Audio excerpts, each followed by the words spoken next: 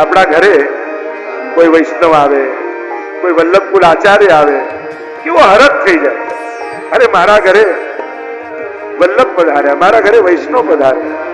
આए मेरे नंद नंदन के प्यारे, माला तिलक मनोहर बानो त्रिभुवन के उजियारे. કેવો હરખ થાય. અને હરખ થવો જોઈએ. આપણે ત્યાં તો કહેવાય પ્રભુ આરોગ્ય, એનું પ્રમાણ વૈષ્ણવ પ્રસાદ લઈને જાય. વૈષ્ણવ આવે વારને દીજે ચાર રતન, આસન જલ વાણી મધુર और यथाशक्ति सोअन. વલ્લભ સાખીમાં હરિરાયજી કહે છે, વૈષ્ણવ આંગણે આવે ને તો ચાર વસ્તુ આપવી. આસન બને તો ઉંમરેથી વૈષ્ણવ પાછો ન વળી જાય, એને આગ્રહ કરીને અંદર લાવો.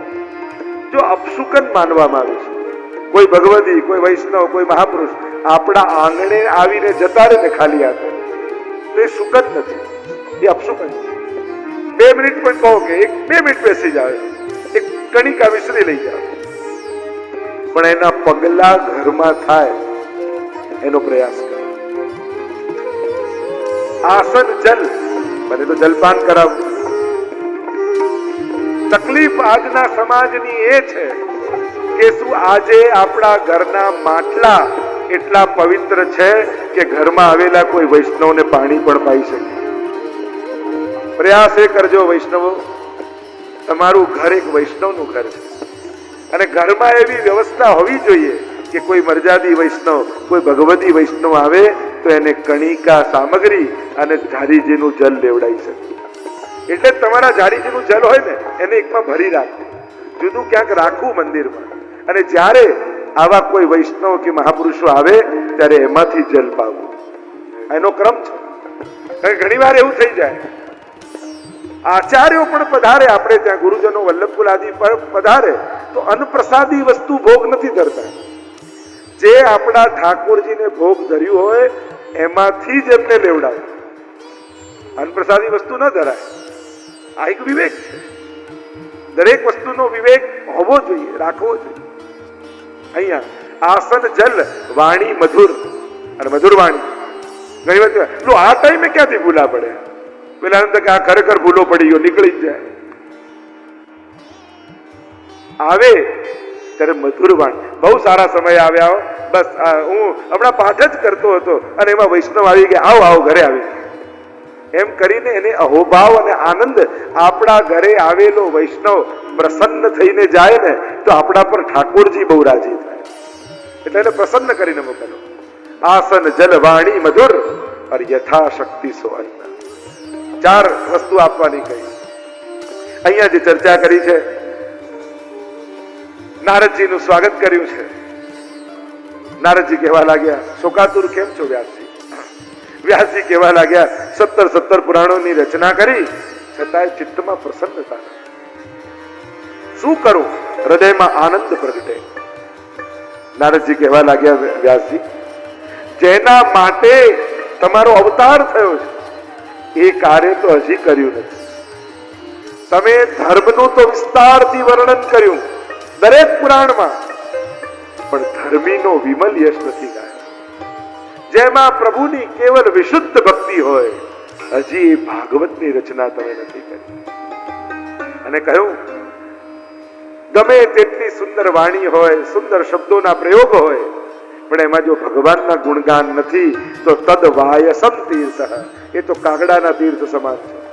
અને એનાથી ઉલટું, મને ગાતા ન આવડતું હોય, અલંકારિત વાણી ન હોય, પણ વિશુદ્ધ ભગવદ યશ હોય તો એનાથી ઠાકોરજી રાજી બહુ થાય છે.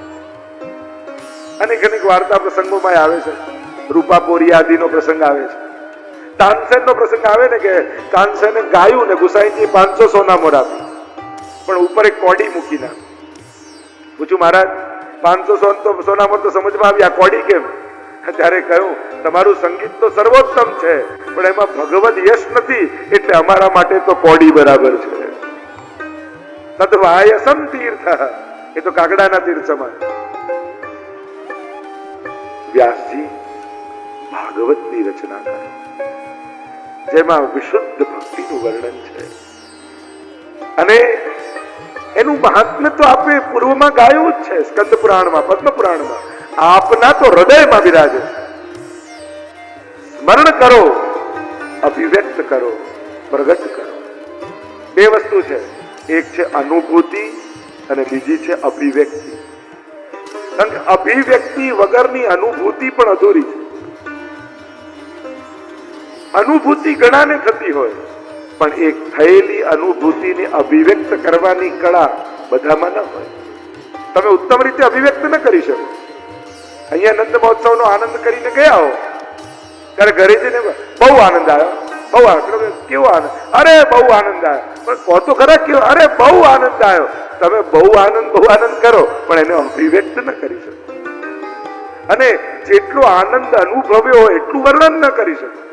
કારણ કે હંમેશા અભિવ્યક્તિમાં થોડી કચાશ તો હોય છે, કે સંપૂર્ણ અભિવ્યક્તિ નથી કરી શકતા. થયું એ આનંદને અભિવ્યક્ત કરો. એ પરમાનંદ રૂપ પરમાત્મા જે વાંગમય રૂપે આપના હૃદયમાં બિરાજે છે એને પ્રગટ કરો. નારાયણ નારાયણ કરતા નારદજી કહેવા લાગ્યા, વ્યાસજી કેવળ ઉપદેશ નથી આપતો, મારા જીવનને જુઓ ને. 3 જન્મની કથા નારદજીએ કહ્યું કે પૂર્વ જન્મમાં દાસીનો પુત્ર હતો. અમારા ગામમાં કેટલાક મહાત્માઓ આવ્યા અને મહાત્માઓની ચાકરીમાં મારી માને રાખી દીધી. પિતા તો વર્ષો પહેલા ગુજરી ગયેલા.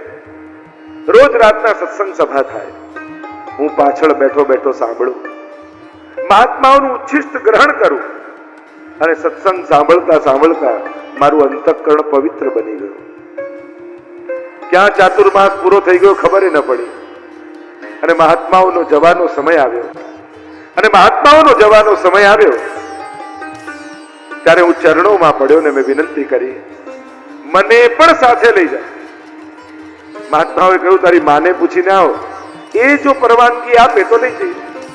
માએ કહ્યું, તું મારો એકનો એક દીકરો, તું જતો રહીશ તો મારું કોણ? ન જવા દે. મહાત્માઓ તો પધારી ગયા.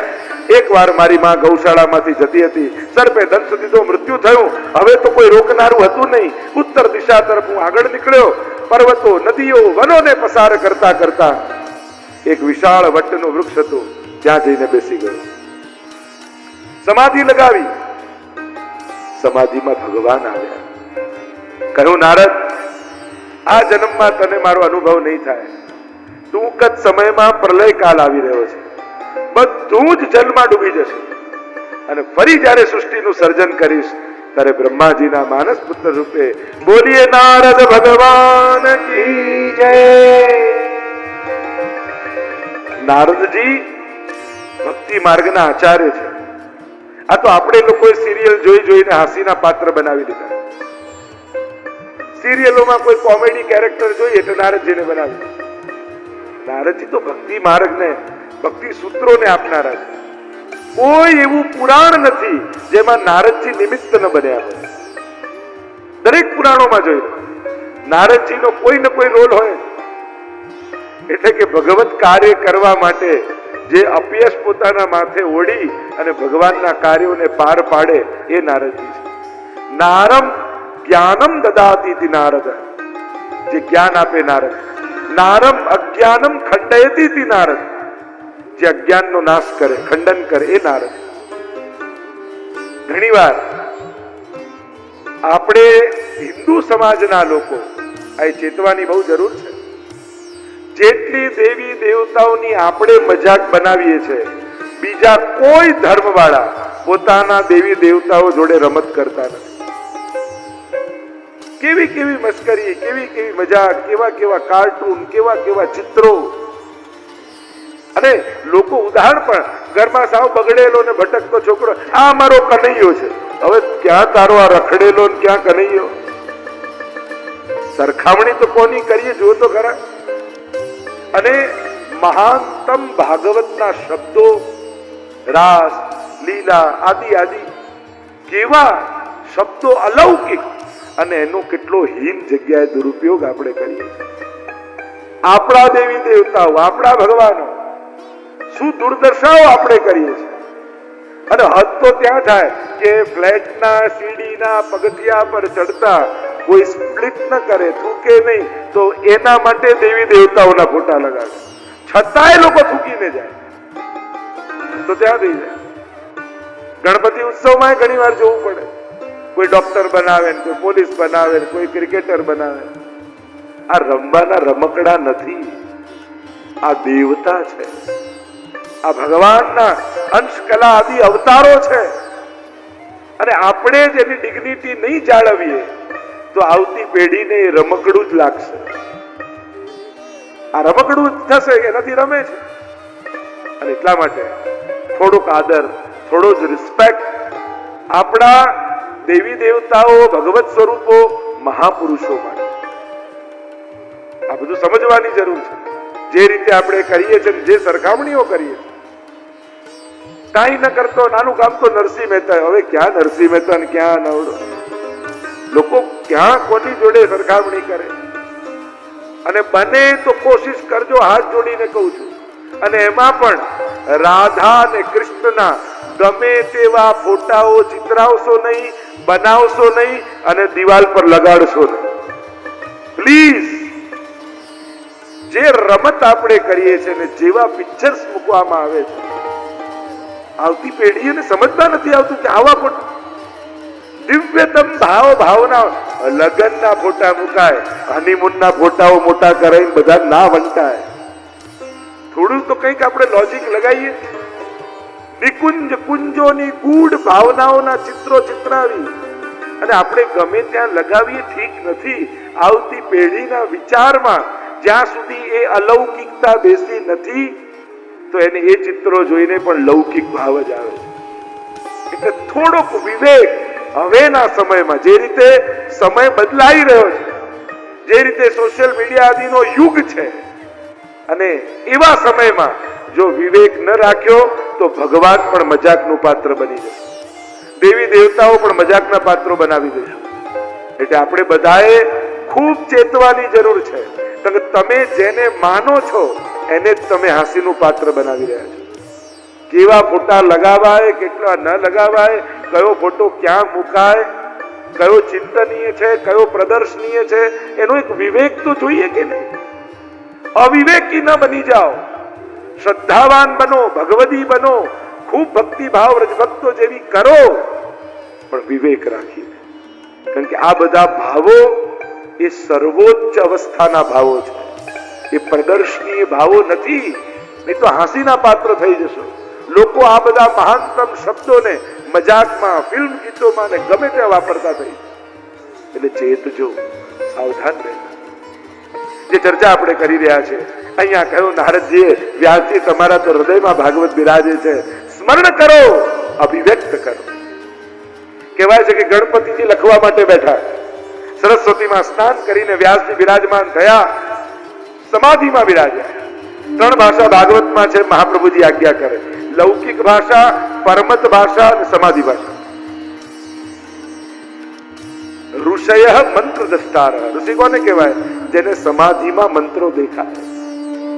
સમાધિમાં બિરાજમાન થયા વ્યાસજી, અને ભાગવતની એક એક લીલાઓ નેત્રોની સામે પ્રગટ થવા લાગી.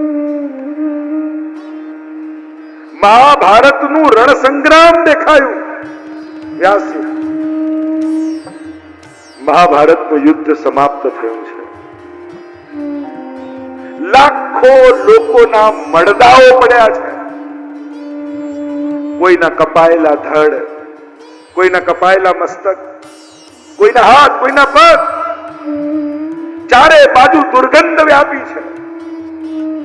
ગિદ્ધ અને સમડી જેવા પક્ષીઓ નીચે આવી આવી મડદાઓના માંસના લોંદાઓ ખેંચી ખેંચી લઈ જાય. શ્વાનના ટોળાઓ મડદાઓમાંથી માંસના લોચાઓ ખેંચી રહ્યા છે. દૂર દૂર વિધવા સ્ત્રીઓના રડવાના અવાજ સંભળાય છે. બાળકોની ચીચિયારીઓ સંભળાય છે. લાખો લોકોના મૃત્યુ થયા. અને વ્યાસજીને દેખાય છે એ મડદાઓના ઢગલામાં અશ્વત્થામા મડદાઓને ખસેડતો ખસેડતો પોતાના મિત્ર દુર્યોધનને શોધી રહ્યો છે. એટલામાં અવાજ સંભળાયો, મિત્ર કાન ઊંચા થઈ ગયા અશ્વત્થામાના. આ તો દુર્યોધનનો અવાજ. ભાગતા ભાગતા એ દિશા તરફ અશ્વત્થામા દોડે છે અને જઈને જુએ તો લોહીના ખાબોચિયામાં દુર્યોધન અંતિમ શ્વાસોને ગણી રહ્યો. ગદાઓના પ્રહાર કરી ભીમે જંગાઓ ધ્વસ્ત કરી નાખી.